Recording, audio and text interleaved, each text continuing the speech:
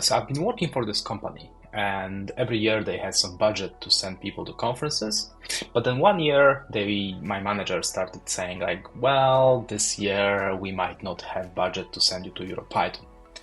So I asked him like, "Hey, if my talk gets accepted, can you send me to a conference?" And he said, "Yeah, if you're a speaker, then obviously you will go." So I submitted a proposal for EuroPython, and bang, that's how I ended up in Rimini a few years ago. So that's one way to convince your manager to let you go for a conference.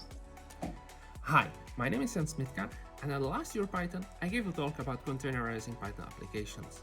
I believe that the best way to really learn something is to share your knowledge with others. While preparing the talk, I had to go deep into caching, multi-stage builds, Docker internals, and so on. I always discover something new, and it really helped me improve my skills. I encourage you to submit a proposal, and I hope to see you at EuroPython in July. Hi everyone, I'm Yuliia, and last year I was a speaker at EuroPython 2024. And I think part of the interesting experience of being a speaker is also sometimes making friends and discussions. Discussions that you can get at the end after your talk, because usually they happen in the night atmospheres where you relax and you discuss basically the stuff that you love or challenges that you face in your past.